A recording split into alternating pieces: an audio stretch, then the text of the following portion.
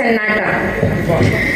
मैं हंसती हूँ इतना कि लोग समझते हैं मेरे पास दुख के लिए खाली जगह नहीं बची। मैं हंसती हूँ, चुटकुलों की तरह उछाल देती हूँ अपनी थकान और तालियों के शोर में छुपा देती हूँ अपने मन का शोर।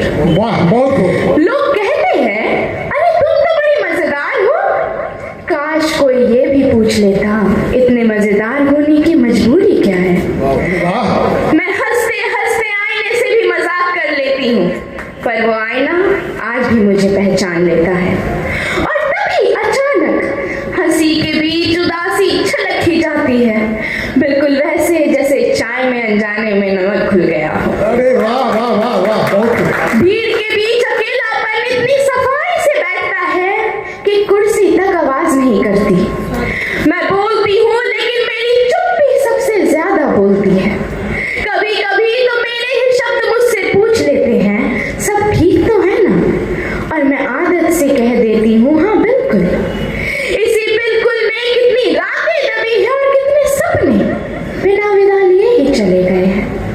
मैं पी हूँ, नाम छोटा है पर अंदर एक पूरा समंदर दबाए बैठी हूँ। लहरें बाहर कम दिखती है लेकिन डूबान गहरी है। मैं रोती नहीं क्योंकि लोग घबरा जाते हैं, मैं हंसती ताकि लोग सहज रहें। बहुत। पर सच तो ये है कि हर हंसी के बाद एक सन्नाटा मेरा इंतजार करता है।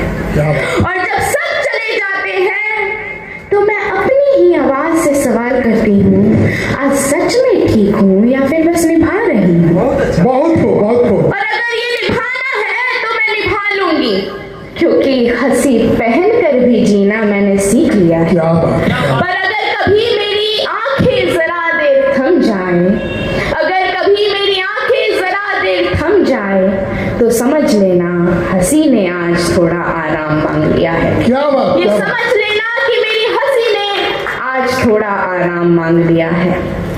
मैं ज्यादातर माँ और नारी पर लिखती हूँ, तो आज कुछ पंक्तियां नारी पर भी सुनाना चाहूंगी। वह रोई नहीं तो समझ लिया गया कि उसे दर्द नहीं होता। वह चुप रही तो मान लिया गया कि उसे सब मंजूर है। पर किसी ने ये नहीं पूछा कि चुप्पी कितने चीखों से बनी होती है। वह पैदा हुई तो बोझ कहलाई, वह हंसी तो जब चरित्र पर उंगली उठाई, और जब वो चली तो नजरें पीछे घसीटी गई। उसे बचपन से ही सिखाया गया, धीमे चलो, धीमे बोलो और सबसे जरूरी धीमे जियो। उसकी हंसी घर की दीवारों से टकराकर वहीं गिरा दी गई। उसके सपनों को नाम तक नहीं दिए गए, क्योंकि नाम तो सिर्फ बेटों के सपनों के लिए बचे थे ना। वह हर रिश्ते में कुछ ना कुछ छोड़ती गई, कभी अपना नाम, कभी अपनी नींद और कभी अपनी आवाज। जब माँ बनी तो त्याग कहलाई, जब बेटी रही तो पराया धन, और जब पत्नी बनी तो समझौता।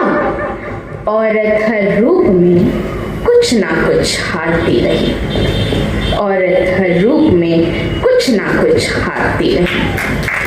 अब कल जब मैं यहाँ पर कविताओं को सुन रही थी तो उसी बीच अंकल के मुंह से सुना कि नारी अगर शक्ति है तो पुरुष सहन शक्ति है। तो आज आप सभी के लिए भी मैंने पुरुष सहन शक्ति पर अपनी एक प्रस्तुति लाई है, तो सुनिएगा। पुरुष ने चुप रहना सीखा, दर्द को दिल में रखना सीखा। पुरुष ने चुप रहना सीखा, दर्द को दिल में रखना सीखा। थककर भी वह चलता जाए, अपने हिस्से का फर्ज निभाए। ख्वाब दबाकर राह बनाए, सबके लिए वह खुद को भुलाए। ख्वाब दबाकर राह बनाए, सबके लिए वह खुद को भुलाए। मुस्कान ओढ़े बोझ उठाए, यही पुरुष जो सहता जाए। मुस्कान ओढ़े बोझ उठाए, यही पुरुष जो सहता जाए, यही पुरुष जो सहता जाए, यही पुरुष जो सहता जाए। धन्यवाद।